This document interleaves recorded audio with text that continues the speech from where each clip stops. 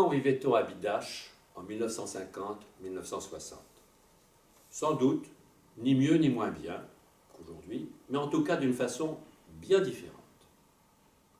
Les exploitations agricoles, la vie à la ferme, les productions n'étaient pas les mêmes. Le maïs n'était pas encore dominant et la vigne égayait nos coteaux. En ville, les commerces abondaient, alors que nous n'en trouvons plus beaucoup aujourd'hui. Les modes de distribution ont changé. Quant aux façons de vivre, on peut dire qu'elles s'apparentaient plus à celles du XIXe siècle qu'à celles que nous connaissons aujourd'hui.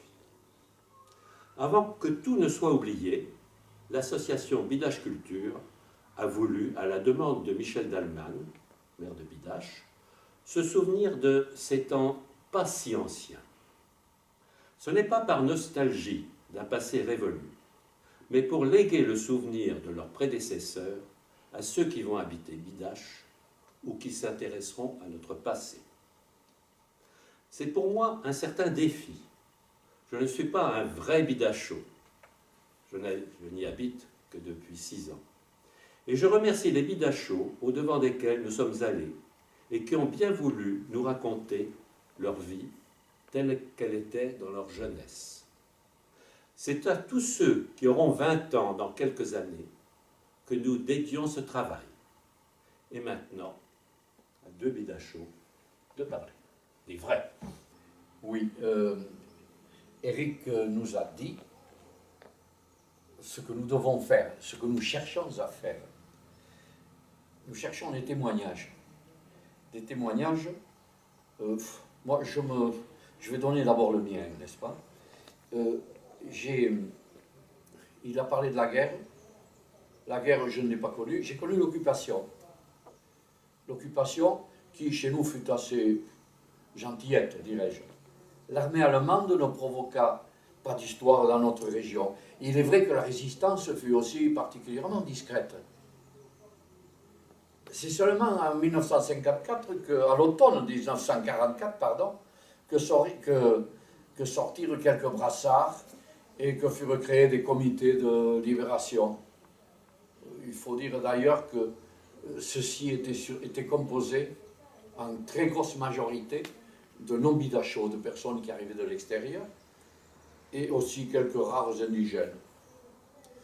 Je n'irai pas plus loin sur cette question. Par contre, ce dont nous pourrons parler et ce dont nous pourrons retirer des témoignages de la population, c'est surtout des 30 années qui ont suivi. Je pense que l'on a appelé les 30 glorieuses, c'est-à-dire de 1950 à 1980. Elles eurent chez nous une grande importance, tant sur le plan social, avec la fin du métayage, qui était un reliquat du servage féodal, et qu'il était temps de supprimer. Il le fut par une loi de 1947, qui mit peut-être quelques petites années à se répandre dans la région, mais en fait, actuellement d'ailleurs, il n'y a plus de métayer. Que sur le plan de la modernisation, il faut dire que les quelques agriculteurs prisonniers en Allemagne avaient été travaillés dans des grandes fermes allemandes. Et ils sont revenus avec d'autres habitudes que les habitudes qu'ils avaient à Bidache. Et cela fit, je me souviens très bien de la différence qu'il y eut assez vite grâce à cet apport de ces anciens prisonniers. Bon, il y eut aussi, bien sûr, des groupements de productivité qui s'installèrent.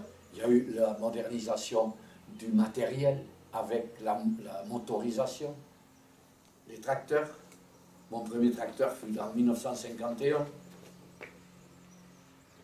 Il y a eu l'amélioration des routes. Il faut dire que les routes à Bidache étaient dans la campagne, étaient dans un état déplorable, et que l'hiver, pour aller dans certaines maisons écartées, il fallait aller à cheval ou presque avec des échasses si on en avait eu. Bon, et également, l'amélioration des routes fut très importante, je crois, fut un facteur très important pour Bidache. Également, l'amélioration du confort, comme partout ailleurs certainement. Tout cet ensemble provoqua un changement très important dans notre genre de vie.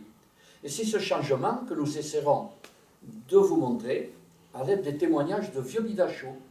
Je ne crois pas que la vie soit la même maintenant qu'il y a 60 ans, 50 ans, 60 ans. Je me souviens quand j'étais adolescent ou enfant, même adolescent même, je n'aurais jamais pensé avoir une voiture. Et c'est arrivé quand même au cours des différentes années.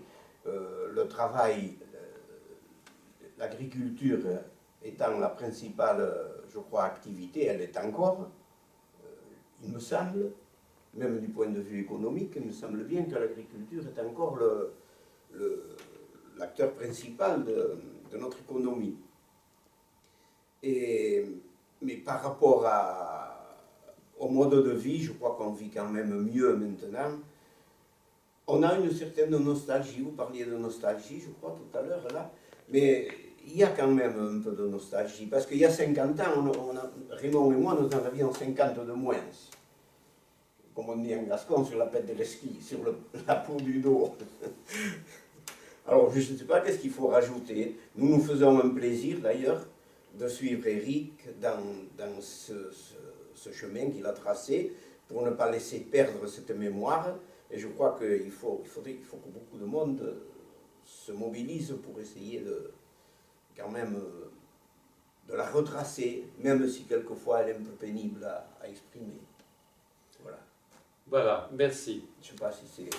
Je pense que tout ça est bien dit. Je pense qu'effectivement, nous avons un long travail devant nous parce que ce n'est pas quelques interviews, quelques rencontres comme ça qui vont tout recueillir. Non, c'est un travail de longue haleine et j'espère, moi aussi, comme je l'ai déjà dit, qu'il servira à ceux qui viendront dans quelques années.